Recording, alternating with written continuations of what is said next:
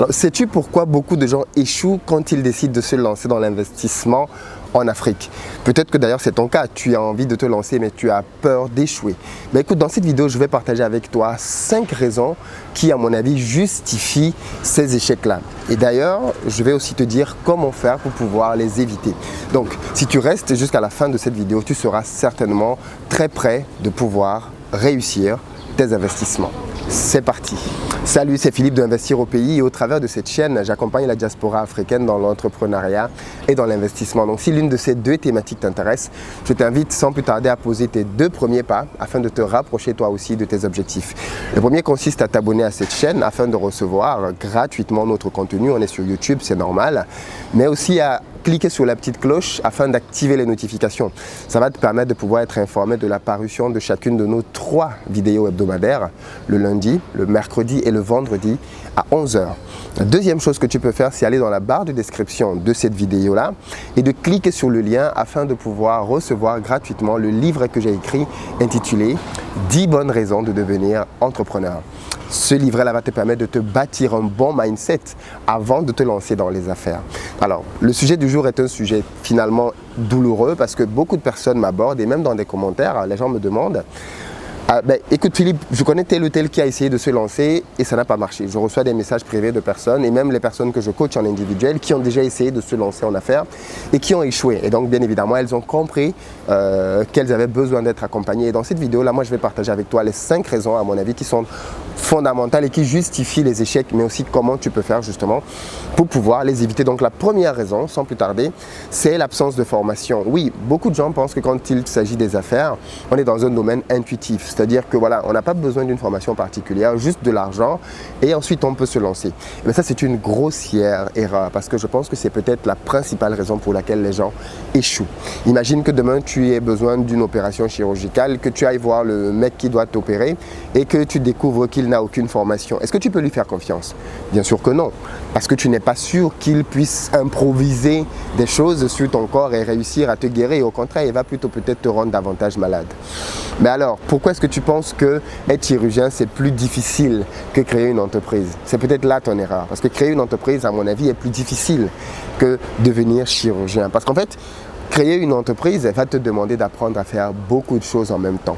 Le chirurgien, généralement, c'est quelqu'un qui fait une chose et une seule, tout comme d'ailleurs beaucoup de professions.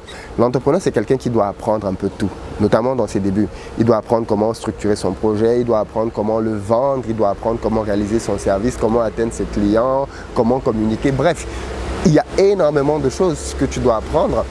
Et la vérité, c'est que si tu ne les apprends pas et que tu te lances, tu es juste en train de mettre un gros risque sur tes économies. Tu as économisé pendant 1, 2, 3, 5 ans et tout voilà qui prend cet argent-là, qui va te lancer dans un projet sans avoir pris la peine de te former. C'est hyper risqué de procéder ainsi.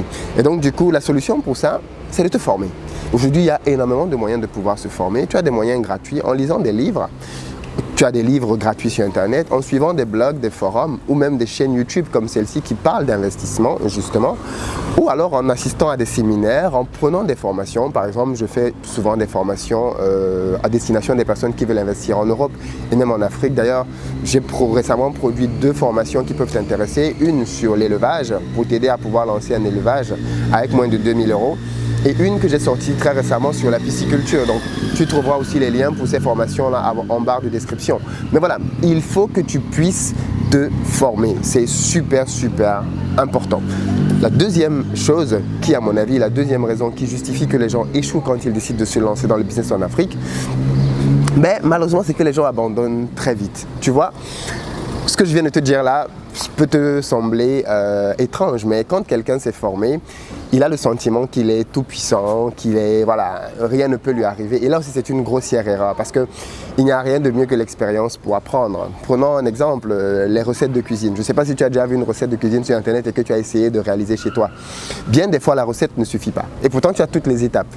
Pareil, je peux te donner une formation qui va t'apprendre de A à Z comment faire, mais ce n'est que le jour que toi-même, tu vas essayer sur le terrain, que tu vas améliorer la formation que je vais te donner, ou du moins que tu vas mieux l'adapter à ton propre cas. Donc voilà pourquoi est-ce que quand des gens se lancent, l'échec est normal, tout au moins au début. Si tu échoues pendant 10 ans, là effectivement, c'est pas normal. Mais échouer une première fois quand tu te lances, c'est tout à fait normal. Et ce que les gens ignorent en fait, en réalité, c'est que une fois que tu as échoué une première fois, tu as 75% de chances de réussir la deuxième fois d'après une étude. Le problème, c'est que beaucoup de gens échouent une première fois et arrêtent. Tu vois? Et ça, c'est juste dommage. Moi, avant de lancer cette chaîne YouTube, qui aujourd'hui marche plutôt bien, j'avais lancé il y a quelques années de cela un blog dans lequel je parlais de sport et de nutrition. Ce sont deux domaines que j'aime beaucoup. Et donc, du coup, je m'étais dit, comme tout le monde faisait ça, c'était tendance, ça allait marcher. Tu parles, j'ai complètement échoué, je me suis lancé dedans et j'ai eu de très mauvais résultats. Je ne m'étais pas formé. Mais tu vois, je me suis appuyé sur cet échec-là pour pouvoir, par la suite, lancer un deuxième projet, toujours dans le numérique, et qui aujourd'hui est en train d'avoir des résultats plus probants. Je me suis appuyé sur cet échec-là, sur les erreurs que j'avais commises pour pouvoir améliorer le tir. Et aujourd'hui, tu vois, j'avance vers un projet qui peut sembler être plutôt intéressant. Quelqu'un qui ne connaîtrait pas cet historique-là pourrait se dire « Oh mais c'est très facile, regarde, Philippe il a lancé sa chaîne YouTube et ça marche. » Oui, mais tu ne connais pas mon historique, cher ami. Tu ne sais pas tout ce que j'ai déjà essayé et qui a échoué. Donc là, par exemple, je te partage cet aspect de ma vie-là. Mais voilà, les échecs, c'est super normal dans la vie d'un entrepreneur. Au contraire, ça te permet de pouvoir apprendre et capitaliser sur cette expérience-là pour réussir la fois d'après.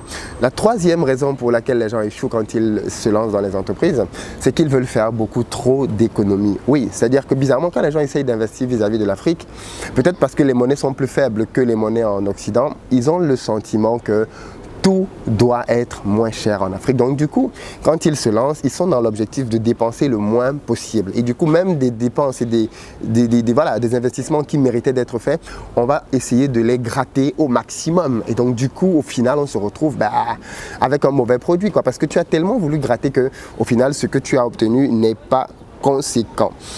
Eh bien, moi je pense par exemple que l'investissement avec la famille, beaucoup de gens investissent avec la famille, pas tant que ça parce qu'ils aiment tant que ça leur famille, c'est juste parce qu'ils ne veulent pas payer de salaire. Voilà, c'est tout. Ils se disent que si j'investis avec mon frère, mon cousin, ma mère, ma tante, ainsi de suite, je n'aurai pas à leur verser un salaire, chose que je devrais faire si je travaille avec un inconnu. Et donc cette recherche du moins cher, cette recherche du bénéfice, les pousse d'office vers une erreur parce qu'ils ne vont pas travailler avec un professionnel en face. Malheureusement. Quand aujourd'hui, par exemple, tu as un problème en Occident, là où tu vis, est-ce que tu as le réflexe d'appeler ton cousin ou ton oncle? Non. Tu vas généralement vers un professionnel qui peut le faire. Ben, je pense que tu devrais adopter la même mentalité quand tu veux bosser en Afrique. Il y a aujourd'hui de plus en plus de professionnels et de plus en plus de structures qui sont créées pour pouvoir t'aider à acheter un terrain, pour pouvoir t'aider à construire une maison, à construire un immeuble, à pouvoir faire différentes choses. Et donc, je pense que si tu veux augmenter tes chances de réussite, forme-toi pour savoir de quoi on parle, mais accompagne-toi, enfin du moins travaille avec des personnes qui ont de la compétence, travaille avec des gens qui vont réellement apporter une expertise technique à ton projet et avec qui tu vas pouvoir signer un contrat, de telle sorte que si ces personnes ne respectent pas les termes du contrat, au moins tu as une base sur laquelle tu peux les poursuivre en justice ou intenter un certain nombre d'autres d'actions. Mais voilà. N'essaye pas forcément de chercher systématiquement le moins cher. Alors je ne dis pas que tu ne dois pas bosser avec des gens de ta famille ou des artisans que tu connais, mais assure-toi qu'ils ont la compétence. Ne va pas juste vers eux parce qu'ils sont moins chers ou parce qu'ils vont te permettre de gagner un peu d'argent. Parce qu'au final, tu vas te retrouver dans ce qu'on dit souvent, le moins cher va revenir beaucoup plus cher. Parce qu'une fois que tu as investi avec un mauvais artisan ou avec ta famille et que ça ne marche pas, en fait en réalité tout l'argent que tu as mis là-dedans est perdu. Et en plus de ça, le temps et ensuite ton énergie. Et ça, tu vois, ça te laisse une mauvaise trace, un mauvais souvenir et parfois même ça t'empêche de pouvoir te lancer une deuxième fois. Donc voilà, évite tout ça en t'accompagnant, en t'entourant de personnes qui ont les bonnes compétences pour pouvoir diminuer les risques d'échec dans tes entreprises. La quatrième raison pour laquelle, à mon avis, les gens échouent quand ils se lancent dans les entreprises, c'est parce qu'ils veulent devenir riches rapidement. Oui, c'est-à-dire que, bizarrement, ils pensent que l'investissement, c'est comme le loto. Je joue ce matin et j'ai les résultats le soir. Je suis millionnaire ce soir. Eh bien, mon ami, la réalité, c'est que l'entrepreneuriat et l'investissement, ça ne marche pas comme ça. Il y a quelques domaines dans lesquels tu peux gagner un peu rapidement de l'argent, un peu comme l'élevage de poulets, dans lesquels, finalement, en 45 jours, tu peux commencer à rentabiliser ton argent. Mais même, si tu as construit une ferme, alors tu sais bien que ce n'est pas en 45 jours que tu vas rentabiliser l'argent que tu as mis dans la construction de ta ferme. Tu as besoin de plus de temps que ça. Et donc du coup, en général, en fait, les investissements, ce sont des choses qui se font sur le long terme.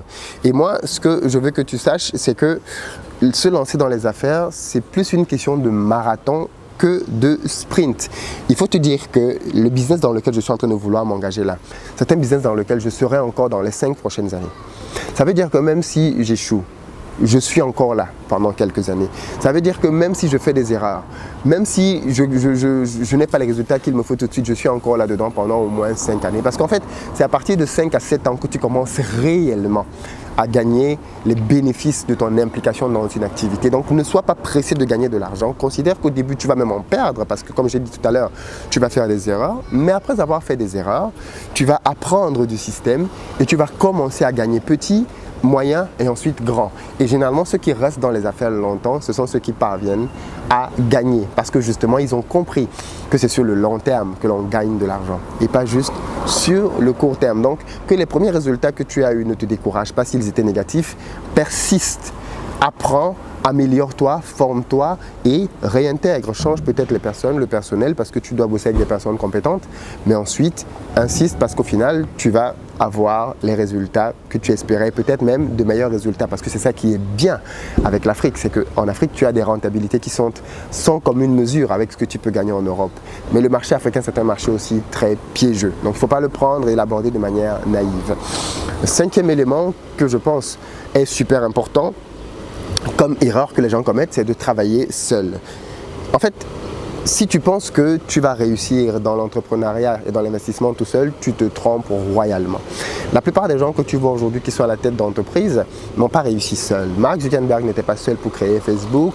Tu peux prendre qui tu veux et tu verras que ce sont des personnes qui avaient une équipe. Alors maintenant, c'est vrai que quand il y a le succès, quand il y a la gloire, les projecteurs sont braqués sur une personne.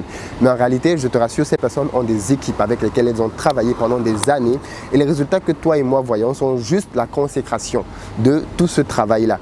Mais que, quand tu prends par exemple, je ne sais pas moi, prends un sportif, prends par exemple Usain Bolt. Quand tu le vois courir, quand tu le vois gagner le sprint, tu peux penser que, est-ce que tu penses vraiment qu'il a travaillé seul? Non, il a un coach, il a un nutritionniste, il a des personnes qui s'occupent de tellement de choses dans sa vie que tu ne vois pas et qui toutes contribuent à sa réussite. Si tu veux réussir dans l'entrepreneuriat, il faut que tu puisses t'entourer de personnes qui vont t'apporter des choses, tu vois, qui vont te compléter dans tes manquements. Et pour ça, il faut que tu puisses intégrer, je pense, des réseaux d'entrepreneurs.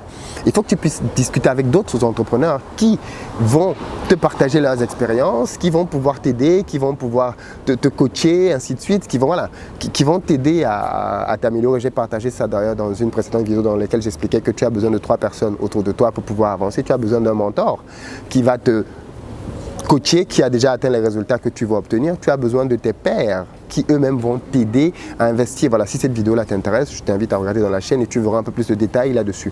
Mais voilà, tu as besoin de personnes pour t'entourer et avec qui tu vas pouvoir parler business. Parce que comme tu le sais très bien, les gens autour de toi ne sont pas toutes des personnes qui parlent business. Or, quand tu es dans un groupe de personnes qui parlent business, ben écoute, tu apprends forcément, ça te motive, ça te challenge et ça te pousse à aller plus loin. Donc, moi, je t'invite à intégrer un réseau. Tu as plein de réseaux d'affaires aujourd'hui dans la diaspora et même dans les pays en Afrique, tu as des réseaux d'affaires. Je t'invite à intégrer un réseau. Parfois, les adhésions à ces réseaux-là sont payants, mais plus le réseau est payant et plus qu'on te donne dans ces réseaux-là est pertinent. Moi, j'ai un réseau, j'ai un mastermind que j'ai créé et dans lequel j'ai introduit toutes les personnes qui payent mes formations gratuitement. C'est-à-dire que si tu prends par exemple ma formation sur l'élevage ou sur la pisciculture, je te donne accès à ce réseau-là gratuitement pendant un certain temps. Ça te permet, en plus de ta formation, de poser d'autres questions pendant plusieurs mois. Parce que la plupart des personnes qui prennent des formations ne se lancent pas forcément la semaine d'après. Ils vont se lancer dans 6 mois, dans 1 an, dans 2 ans. Et être justement dans un groupe de personnes qui, eux, ont commencé déjà à se lancer, va te permettre de voir les questions qu'ils posent, les difficultés auxquelles ils sont confrontés et comment est-ce que toi aussi tu peux faire pour les éviter. Donc voilà à peu près ce que je voulais partager avec toi dans cette vidéo-là, les 5 raisons pour lesquelles les gens échouent. J'espère que maintenant tu es un peu mieux préparé pour pouvoir les contourner. Moi, je te pose aujourd'hui en question et j'attends de toi une réponse dans les commentaires. Laquelle de ces 5 raisons-là te semble être la plus pertinente? Et d'ailleurs, si toi-même tu as d'autres raisons que je n'ai pas citées dans cette vidéo, dis-moi pourquoi est-ce que tu penses que des personnes échouent quand elles se lancent dans les affaires en Afrique. On arrive au terme de cette vidéo, j'espère qu'elle t'a plu. Si tu ne l'as pas fait, va dans la barre de description pour regarder les différentes formations dont je t'ai parlé sur l'agriculture notamment qu'est-ce que je raconte sur la pisciculture et sur l'élevage, si ça t'intéresse et si tu veux te former dans ces domaines-là. Et sinon, va dans la barre de description aussi pour pouvoir cliquer et recevoir gratuitement le livret dont je t'ai parlé, 10 bonnes raisons de devenir entrepreneur. Merci beaucoup d'être resté jusqu'à la fin de cette vidéo. Continuez à partager les vidéos comme vous le faites les amis, je vous remercie parce que la chaîne grandit énormément, elle est de plus en plus connue et ça c'est grâce à toi aussi. À très bientôt sur la chaîne.